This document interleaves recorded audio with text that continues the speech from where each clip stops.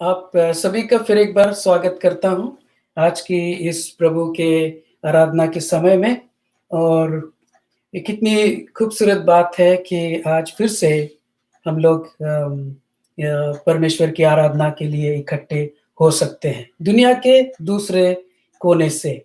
और रेवरेंड प्रेम प्रकाश जी ने मुझे ये अवसर दिया है कि मैं शुलब्रेड मेमोरियल चर्च के सदस्यों के साथ परमेश्वर का वचन आज की सुबह बाँट सकता हूँ।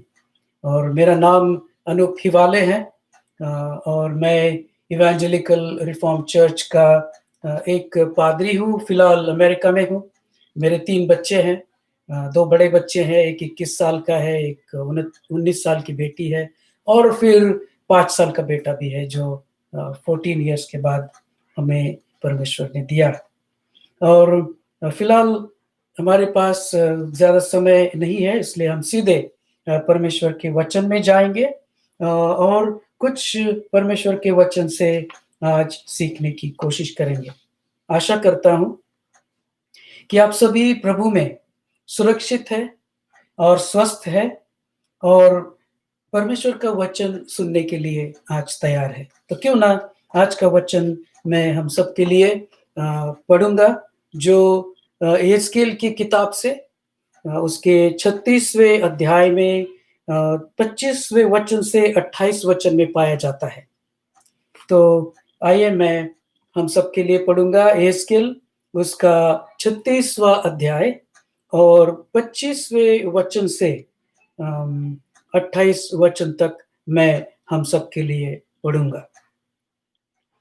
परमेश्वर का वचन इस प्रकार से कहता है, मैं तुम पर शुद्ध जल छिड़कूँगा और तुम शुद्ध हो जाओगे, और मैं तुमको तुम्हारी सारी अशुद्धता और मूर्तों से शुद्ध करूँगा।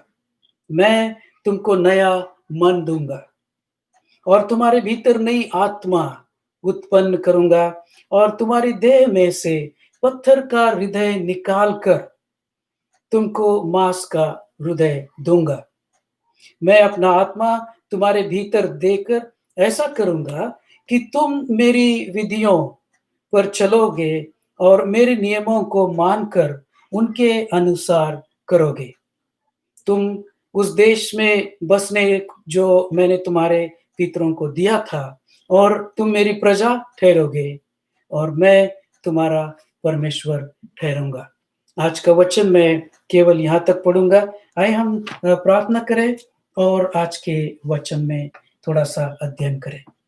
प्यारे प्रभु, इस वक़्त आपके चरणों में आते हैं और विनती करते हैं प्रभु कि आप अपने इस वचन से, जिसमें आपने वादा किया है कि आप हमारे अंदर का पथरीला मन निकाल कर मांस का हृदय हमें देंगे। हमारे अंदर अपनी आत्मा से एक आत्मा डालेंगे जो नई होगी, और जिससे हम आपकी प्रजा और आप हमारे परमेश्वर ठहरेंगे। तो प्यारे प्रभु, होने दे इस वचन के ऊपर जब हम अध्ययन करते हैं, तो इस कलीसिया को जो बड़े इच्छा के साथ आज आपके वचन को इंतज़ार से देख रहे प्रभु, उनके दिल तक इस बात को पहुँचा सकूँ। ना मैं बल्कि आपके पवित्र आत्मा के द्वारा सबके दिलों में आप कार्य करें। मसीह यीशु के नाम से माँगते हैं, आमीन। आज जो चीज़ें मैं हम सबके सामने रखने वाला हूँ, वो बहुत ही ज़रूरी चीज़ें हैं, क्योंकि इसमें 2 चीज़ों का ज़िक्र परमेश्वर के वचन में हमने देखा। पहली बात तो हृदय की बात है। परमेश्वर का वचन कहता है कि मैं तुम्हारा ये पथरीला हृदय निकाल लूँगा और तुम्हारे अंदर एक मांस का हृदय डालूँगा। तो ये पहली बात है, उसके ऊपर हम थोड़ा मनन करेंगे। और ये वचन फिर से आगे कहता है 28 वचन से 25 से 28 वचन की इस जुगलबंदी में कहता है कि मैं तुम्हारे अंदर नई आत्मा को डालूँगा। तो ये दोनों चीज़ें हम देखेंगे कि नया मन, नया हृदय परमेश्वर हमें देने वाला है, और अपनी आत्मा के द्वारा वो हमारे अंदर आत्मा डालने वाला है। इब्रानियों की पत्री उसका 8वां अध्याय और 10वें वचन में इसी बात को इब्रानियों की पुस्तक लिखने वाला फिर से दोहराता है। क्या कहता है वो? बिल्कुल यही कहता है कि मैं मेरे नियम उनके हृदय पर लिखूँगा, उनको नया हृदय दूँगा ताकि वो मेरे लोग और मैं उनका परमेश्वर बना रहूँ। यहाँ पर इन सब बातों को परमेश्वर करता है क्योंकि वो चाहता है कि हम उसकी प्रजा बनें। और ये जब हम भी हृदय की बात करते हैं तो बहुत ज़रूरी बातें हैं कि हम उसको सही रीति से जान सकें और ये हृदय की बातें हम ना केवल जानें बल्कि उसके ऊपर अमल करते हुए आगे बढ़ सकें। तो आज के इस सुबह जो विषय मैंने हम सबके सामने रखना है वो ये है कि परमेश्वर हमें नई आत्मा और नया मन यानी कि हृदय देगा। उसके कुछ कारण हैं, क्यों परमेश्वर ऐसा करेगा? क्योंकि वो चाहता है सबसे पहले कि हम उनके नियमों का पालन करें। हम परमेश्वर के नियमों का पालन कर सकें। दूसरी चीज़ हम यहाँ देखने वाले हैं, जो 28 वचन में भी पाई जाती है कि परमेश्वर की हम प्रजा कहलाएँ। और तीसरी बात जो हम आपके सामने मैं रखूँगा, वो है कि परमेश्वर इस प्रजा का परमेश्वर कहलाएगा।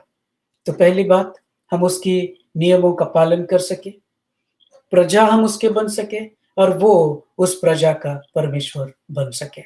ये रिश्ता है, ये वाचा का रिश्ता है और इस रिश्ते के बारे में इन 3 चीज़ों के साथ मैं इस वचन को अब सबके सामने खोलना चाहूँगा।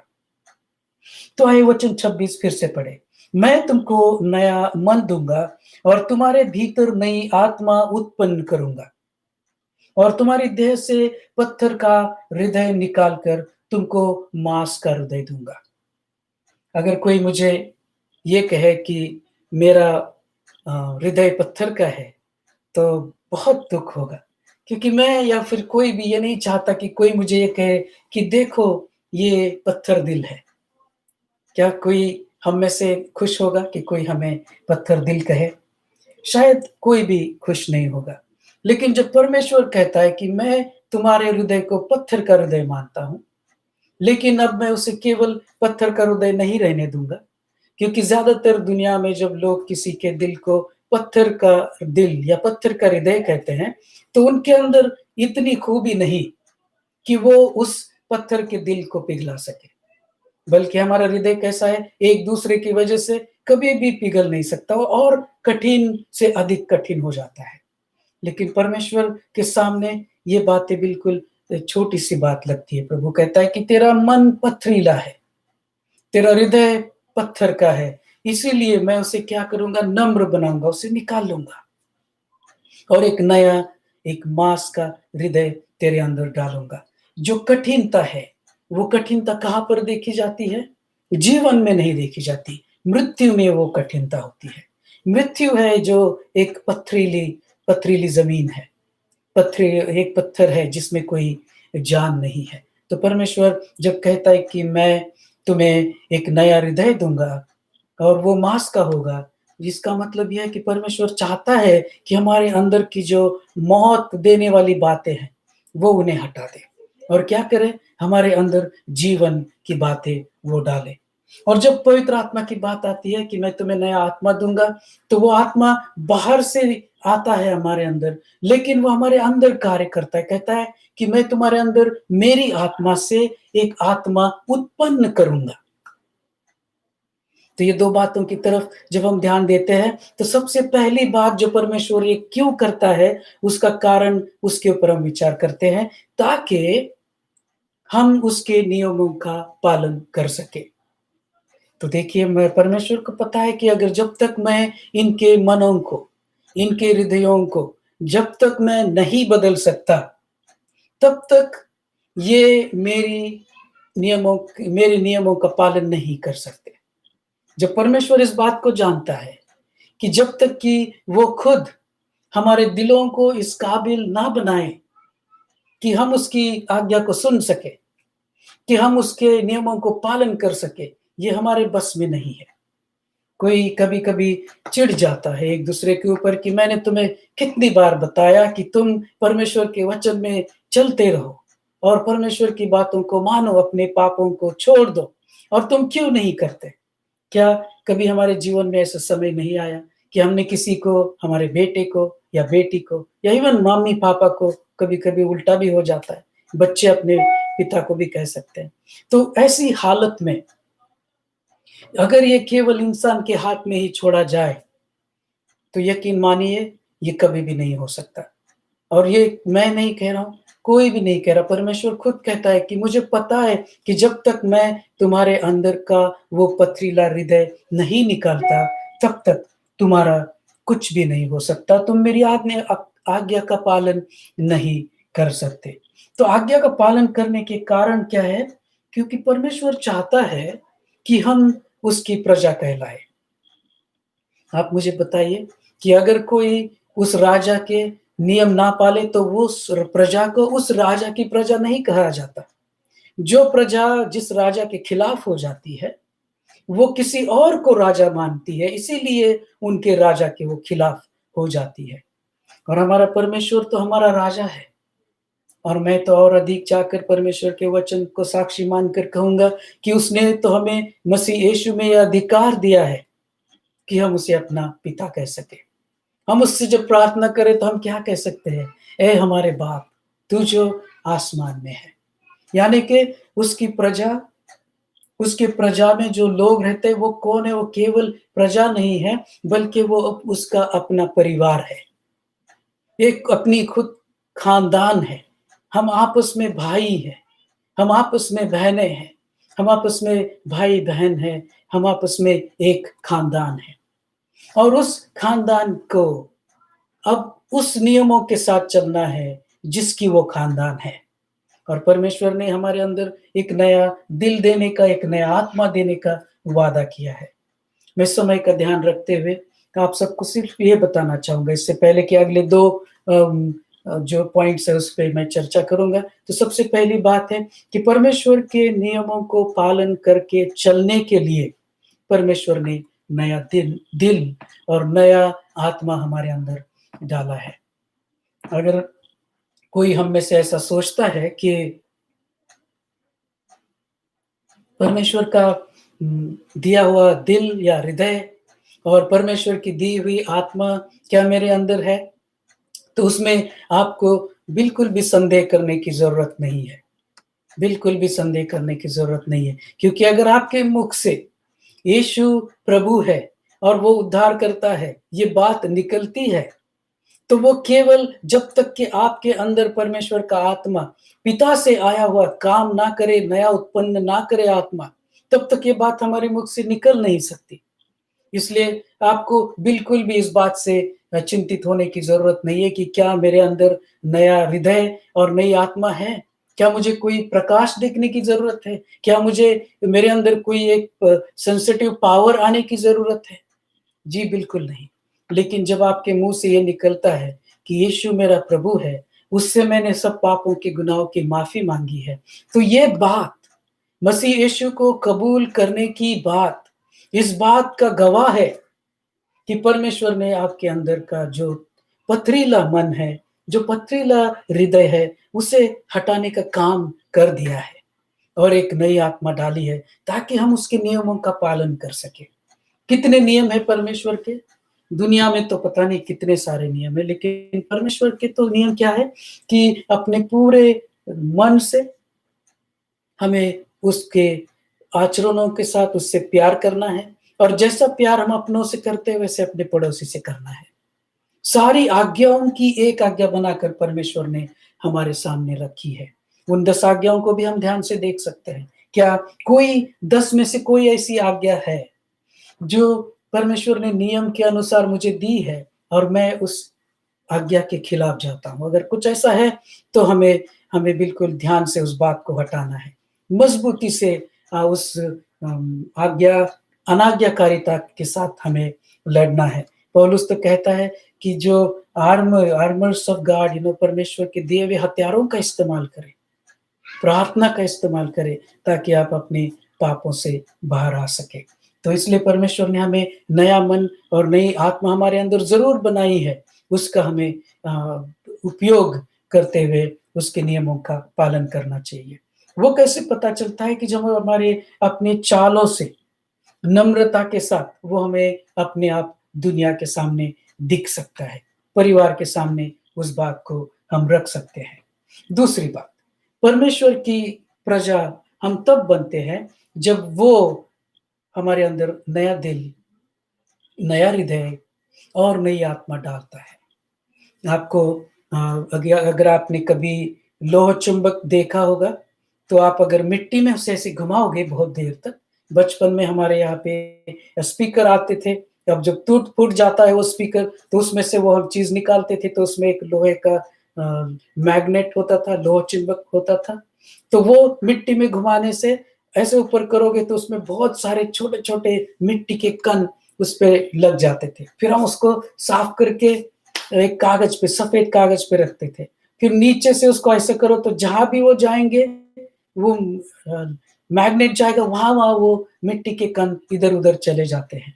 और बाद में मुझे पता चला था कि वो जो मिट्टी के कण है, वो लोहा है, जो ये मैग्नेट ज़मीन में से खींचता है।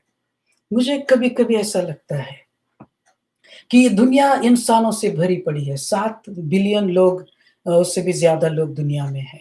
लेकिन परमेश्वर अपने जनों को उस लौह चुंबक की तरह केवल जो उसके हैं उन्हें वो पकड़ लेता है। यहाँ पे एक खुशखबरी है कि उसने हमें ये मौका दिया है, इसका एक उदाहरण ये है कि हम उसके आज पकड़े हुए, उससे चिपके हुए, उसके अपने हैं। इसमें दूसरी एक नाखुश खबर है, वो ये है कि कुछ है जो पकड़े नहीं गए। तो मैं इस वक़्त आप सबको बताना चाहूँगा कि वो अपनी प्रजा के ऑपरेशन करता है, सर्जरी करता है, वो अपनी प्रजा के हृदय डालता है नए, वो अपनी प्रजा के लिए अपनी आत्मा को उनमें उंडेल देता है। और मैं चाहूँगा कि अपने जीवन में हमेशा इस बात का ख़्याल रखें कि कहीं हम उसके सुंदर हाथों से फिसल ना जाए। ऐसा कभी होने वाला नहीं है कि अगर एक बार उसने अपना हाथ थामा, तो कोई भी ऐसा पाप नहीं है, कि इतना बड़ा गहरा गड्ढा नहीं है कि क्या परमेश्वर का इतना छोटा हाथ हो गया कि मुझे मेरे पाप के गड्ढे से बाहर ना निकाले? नहीं, वो ज़रूर बाहर निकालेगा। लेकिन इसका मतलब ये नहीं कि हम अपने मन के माने हुए नियमों से चलें, बल्कि परमेश्वर के दिए हुए नियमों से चलें।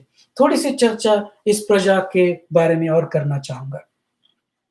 कोई भी प्रजा जब तक उस प्रजा के दिए हुए कानूनों का पालन करती है, तब तक उन्हें कोई नहीं छूता। क्यों इतनी सारी जेलें बनी हुई हैं? क्यों हमारे हिंदुस्तान में अगर हर डिस्ट्रिक्ट में जाओ तो एक डिस्ट्रिक्ट जेल है, प्रिज़न है, क्यों बनी है? क्या उसमें कोई दूसरे देश के लोग रहते हैं? जी नहीं, वो हिंदुस्तानी है। और एक जेल में आर्थ रोड जेल है एक मुंबई में, जहाँ पर हम कभी-कभी बाइबल का वचन सुनाने के लिए जाया करते थे, 20 साल पहले की बात है। तो वहाँ पर मैंने देखा कि कोई थोड़े इक्का-दुक्का होंगे दूसरे देश के लोग, लेकिन ज़्यादातर लोग हमारे ही देश के थे। बात करो तो पता चलता है कि उन्होंने उस देश के नियमों का पालन नहीं किया था, इसलिए उनके ऊपर वो विपत्ति आ पड़ी है, जो आज जेल में है। उनमें से कुछ तो खत्म भी हो गए होंगे। परमेश्वर की प्रजा के ऊपर परमेश्वर की आँख है। और परमेश्वर कैसा है? वो न्यायी तो है, लेकिन शांति का कर्ता भी है। वो शांति से इंतज़ार करता है और वो तब तक इंतज़ार करेगा, जब तक कि जिसके लिए अब उसने अपने इकलौते बेटे, आपके और मेरे प्रभु यीशु मसीह को सलीब पर चढ़ाया है, वो आखिरी बंदा, जब तक कि उस वचन को ना सुने और वापस प्रभु के पास ना आए, तब तक ये दुनिया शांति से परमेश्वर चलाता रहेगा। तूफ़ान आएँगे, आँधी आएगी, लोग पाप में और आगे बढ़ सकते हैं। किसी भी तरह के, किसी भी प्रकार के गंदे काम दुनिया में हो सकते हैं, जो ऐसा दिखने लग जाए कि शायद परमेश्वर दुनिया में है ही नहीं।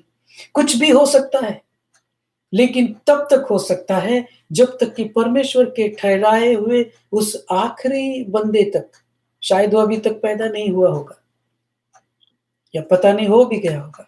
जब वहाँ तक परमेश्वर का सुसमाचार पहुँचेगा, तो ये सारी, ये जिसे खूबसूरत लगती है ये दुनिया, ये खत्म होने वाली है।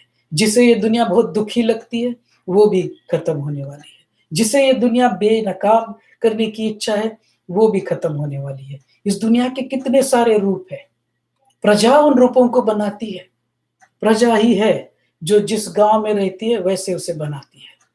जो जहाँ रहता है उसे उस दुनिया को वैसे बनाता है। और परमेश्वर शांति से इस प्रजा की तरफ देखता है और उनमें से अपने बंदों के अंदर नया हृदय डालता है और नई आत्मा को वो डालता है। नई आत्मा डालने के बाद उसकी प्रजा नया जीवन पाती है। दूसरा करंथियों उसका 5वां अध्याय और 17 वचन में जिस नए न्यू क्रिएशन की बात पौलुस करता है वो तो यही है कि उस प्रजा में परमेश्वर ने पुरानापन सब हटा दिया, देखो सब कुछ नया उसने कर दिया है। It's a new creation that God is looking at and therefore परमेश्वर की हम ऐसी प्रजा बन जाते हैं जो केवल हमारे गुनाहों के लिए मानी हुई नहीं है, बल्कि परमेश्वर की महिमा करते हुए आगे बढ़ने वाले लोग हम हैं। तीसरी और आखिरी बात, यहाँ पर परमेश्वर केवल अपनी प्रजा को नहीं बनाता और वो उनको उनके हाल पर नहीं छोड़ता कि देखो मैंने सलीब पर जान दे दी, मैंने सारा काम कर दिया और अब आप जाओ और अगर आप मेरे पे विश्वास करोगे तो आप आओ मेरे साथ। क्या परमेश्वर इस तरह की कोई दुकान खोलता है जिसमें कोई कस्टमर आएगा ही नहीं? जी नहीं। परमेश्वर कहता है कि मैं तुम्हें नया हृदय दूँगा, तो तुम मेरे पकड़ में आओगे और मैं तुम्हारे अंदर नई आत्मा डालूँगा और दूसरी तरफ से आत्मा जब हमारे अंदर आती है तो वो हमें चलाती है। यूहन्ना की पत्री उसका 14वां अध्याय और 16-17 वचन में कैसे देखते हैं, helper, God has given us helper, he would lead us, he would help us to move. हमें एक ने जिंदा कर दिया, दूसरा हमें लेकर चलता है। पथरीला हृदय हमारा निकाल लिया, परमेश्वर ने अपनी प्रजा को बनाया, अपने प्रजा को जिंदा किया, अब उसको अपना आत्मा दिया और वो उन्हें लेकर चलता है। तो ये जब परमेश्वर करता है तो वो कैसे करता है? कहता है कि मैं तुम्हारा परमेश्वर हूँगा। मैं यहाँ 28 वचन को फिर से हम सबके लिए पढ़ूँगा।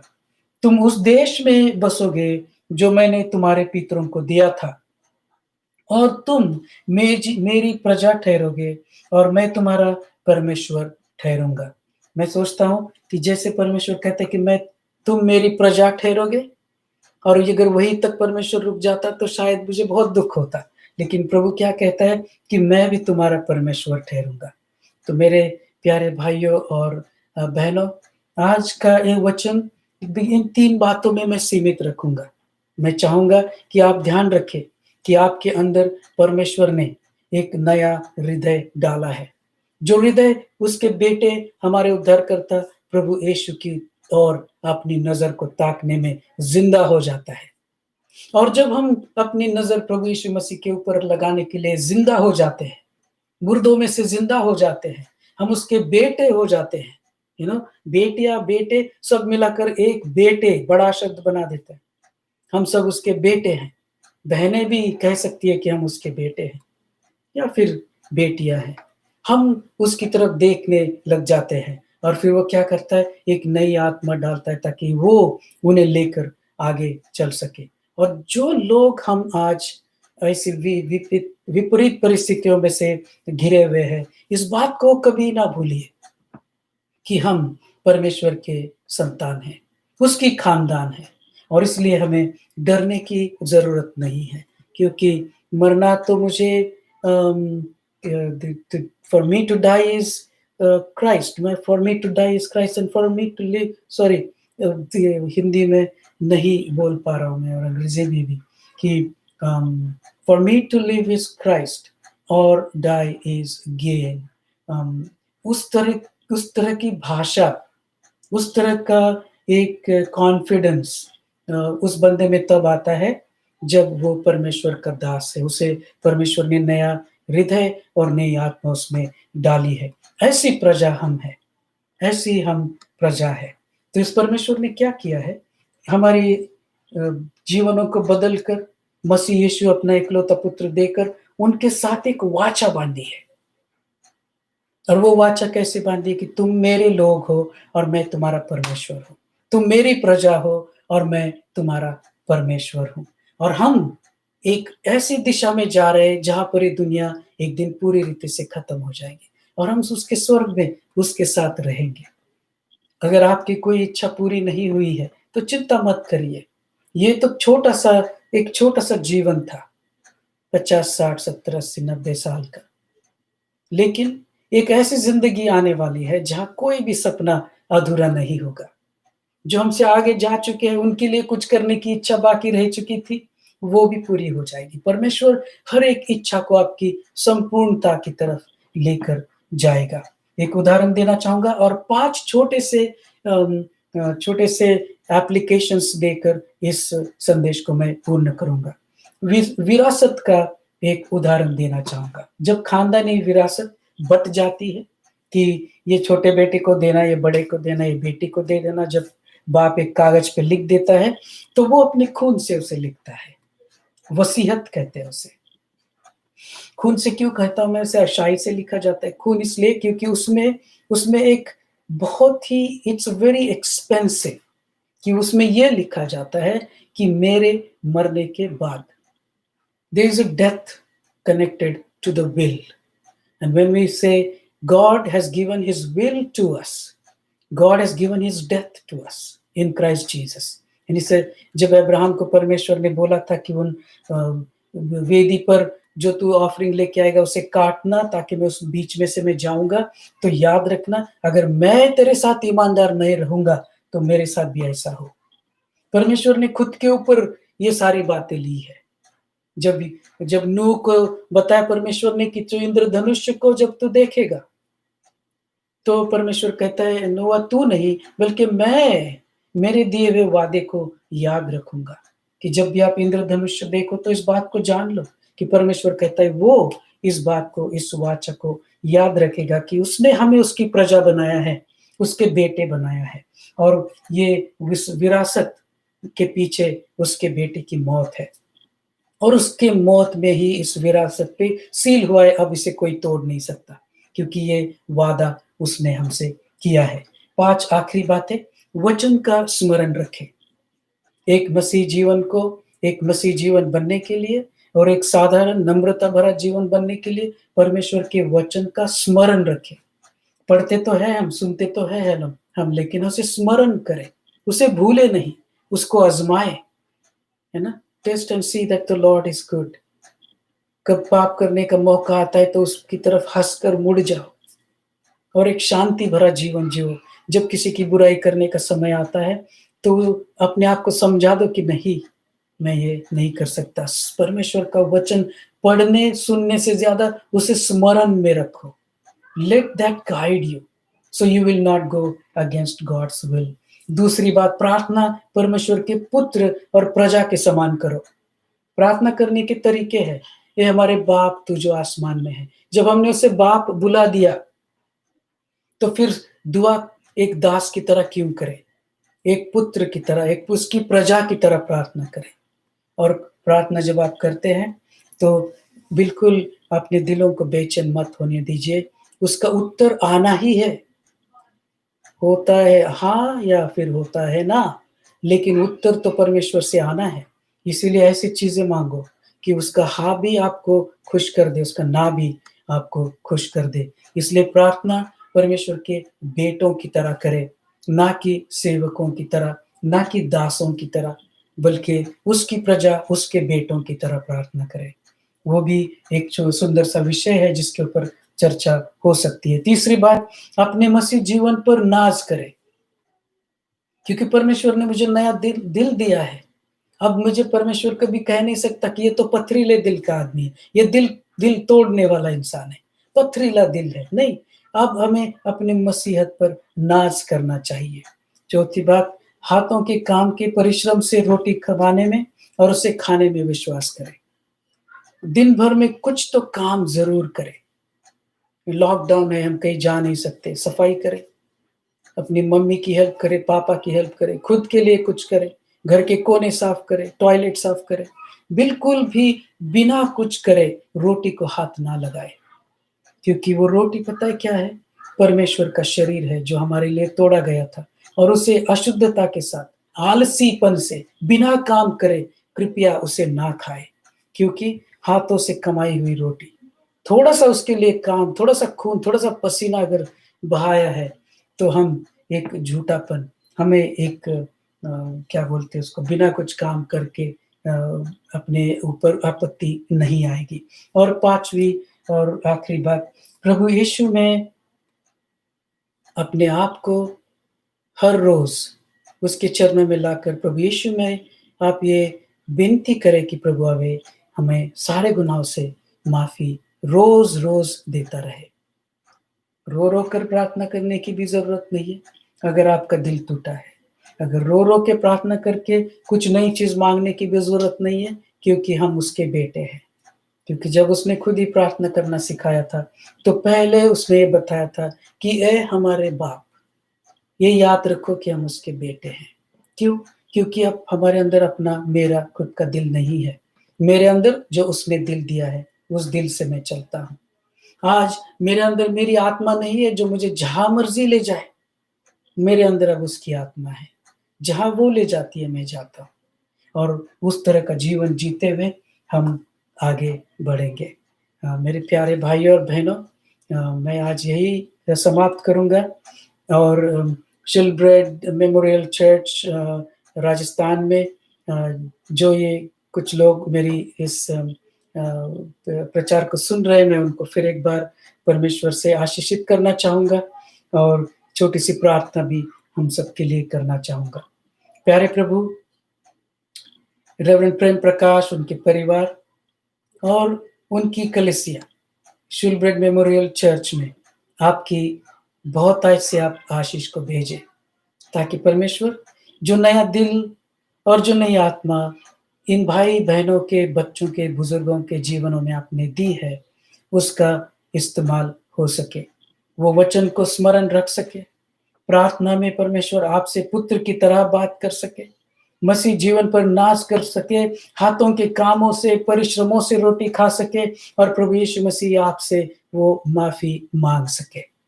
इस कलीसिया पे ऐसी भरपूरी से आशीष आप उंडेल दें। मसीह यीशु के नाम से माँगता हूँ, आमीन। और सबको जय मसीह की।